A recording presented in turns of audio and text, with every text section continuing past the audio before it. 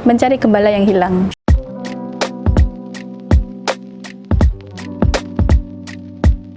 Assalamualaikum, selamat datang kembali di channel ini guys. Kali ini saya akan membahas kembali seorang mualaf dan dulunya ngaku pendeta atau misionaris dan ngakunya pinter juga guys. Dan hari ini kita mau bahas dia sampai ke akar-akarnya. Dari beberapa statement sebenarnya saya cuman ambil sedikit aja statement dari dia. Dan mudah-mudahan apa yang kita bahas hari ini itu sudah mewakili banyak hal yang sebenarnya dia nggak ketahui. Tapi dia dengan sotoynya dan dengan pedenya nggak tahu dirinya sedang ngelawak guys. Siapa nama ibu ini? Saya nggak tahu juga. Kita langsung aja nonton videonya. Tapi kalau memang misionaris, dia akan lebih banyak mengkristenisasi. Gitu, mencari gembala-gembala yang hilang. Jadi tugas misionaris itu melakukan kristenisasi? Iya, lebih tepatnya seperti itu. Mencari gembala yang hilang. Mencari gembala yang hilang. Mencari gembala yang hilang.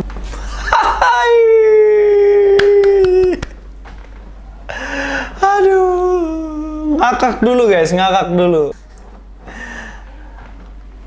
Gini deh. Udahlah, udah nggak tahu lagi mau ngomong apa. Dimana dia bilang bahwa tugas misionaris adalah kristenisasi. Sebenarnya ini keliru juga. Sebenarnya yang dilakukan adalah menyebarkan Injil, menyampaikan Injil kebenaran. Bukan dipaksa orang untuk menjadi Kristen, apalagi satu kampung. Dan itu susah terjadi di Indonesia ini gitu loh. Kenapa? Karena memang kaum mayoritas itu pasti udah akan memblokade hal-hal kayak gini, jadi udah pasti sulit. Saya pernah bahas tentang argumentasi mengenai tugas misionaris yaitu kristenisasi, itu jelas nggak benar.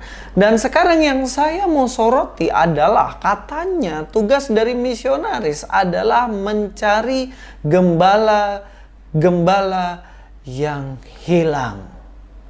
Gembala yang hilang. Nah, istilah ini sebenarnya didapat dari mana gitu loh. Itu yang buat saya juga agak-agak bingung sama ibu ini yang ngakunya pendeta. Kok dapat istilah gembala yang hilang itu dari mana, Bu? Kenapa? Karena istilah ini benar-benar nggak familiar. Gembala yang hilang itu jelas nggak dipakai dalam Alkitab.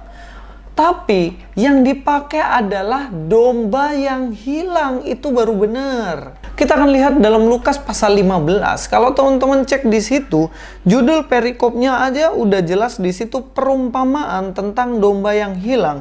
Dan di beberapa ayat Alkitab jelas dikatakan bagaimana domba itu hilang. Bukan gembala yang hilang, Bu.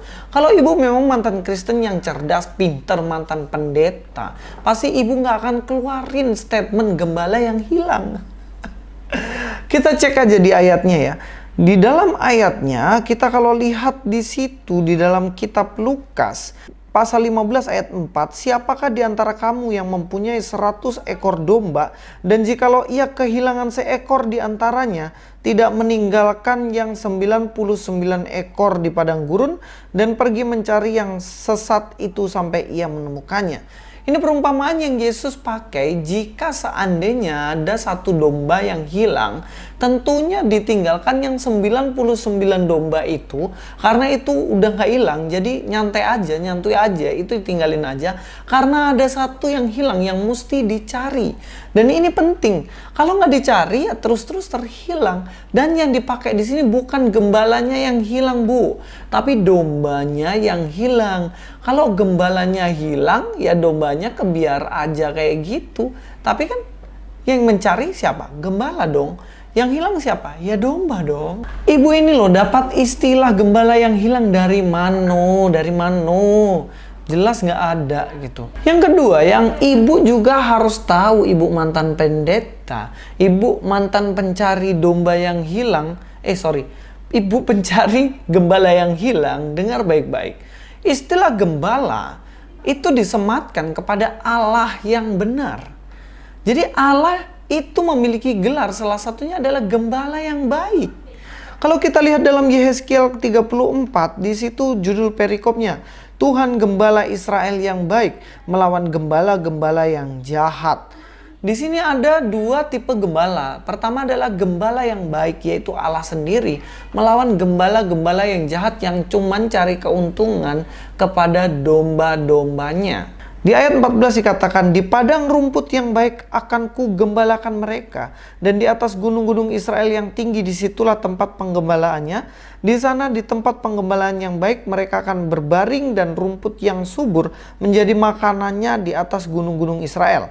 Aku sendiri akan menggembalakan domba-dombaku. Katakan di situ, aku sendiri akan menggembalakan domba-dombaku. Dan aku akan membiarkan mereka berbaring, demikianlah firman Tuhan Allah.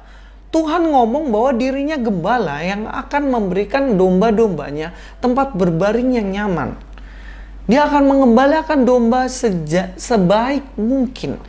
Dan statement ini dikeluarkan oleh Allah sendiri. Dia Allah menjuluki dirinya sebagai gembala. Lah ini ibu bilang dia mencari gembala-gembala yang hilang. Nih manusia siapa? Cari Tuhan yang hilang gitu. Maksudnya gitu. Allah Israel, Allah yang benar, dia terhilang kemudian dicari sama ibu ini. Karena ibu ini pencari Pokemon.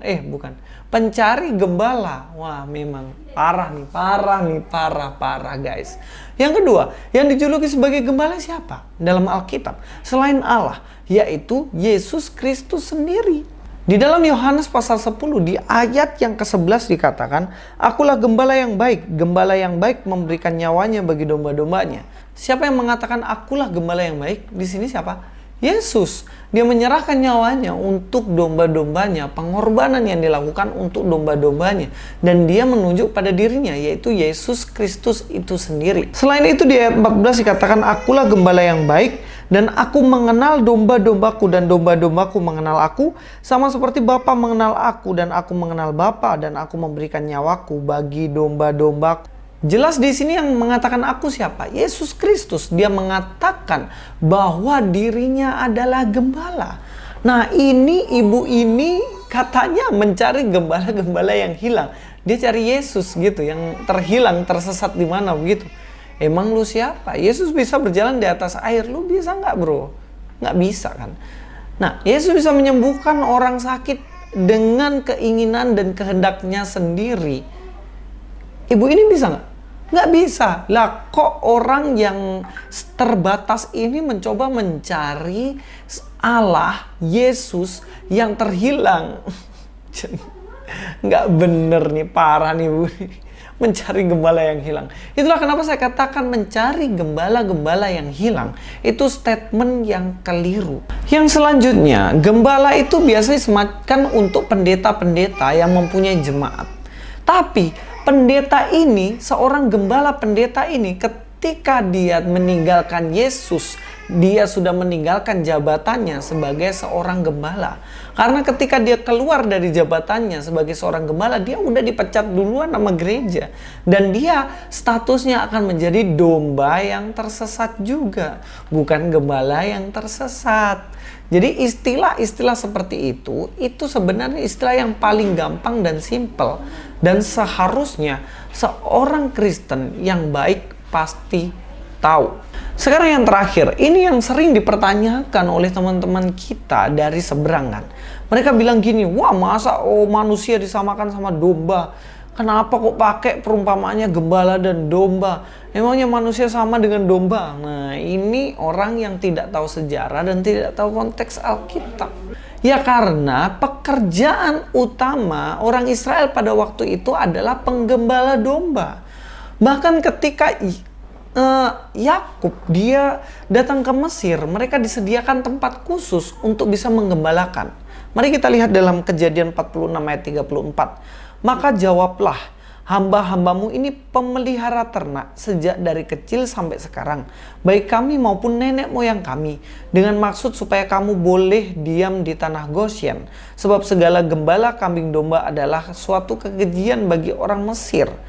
Di sini orang Israel ditempatkan oleh Firaun di tanah namanya Gosyen. Di situ mereka bisa menggembalakan kambing domba. Karena sejak kecil nenek moyang mereka adalah seorang gembala domba. Makanya dipakai istilah gembala dan domba untuk mengibaratkan Allah dengan bangsa Israel. Nah, ini baru masuk ke dalam sejarah bangsa Israel, konteksnya seperti itu. Jadi kalau ada sebuah agama mengaku dirinya itu adalah masih ada kaitannya dengan Musa, tapi tidak mengerti istilah gembala dan domba, ini jelas sesuatu yang perlu dipertanyakan. Oke, sampai ini jelas ya, bahwa apa yang dikatakan Ibu Mualaf ini jelas nol. Parah banget sih ini namanya. Sampai di sini dulu video saya, sampai ketemu di video selanjutnya. Tapi jangan lupa follow juga di Instagram dan Facebook saya. Dan sampai ketemu lagi, Luis Prasetyo Zin. God be with you all.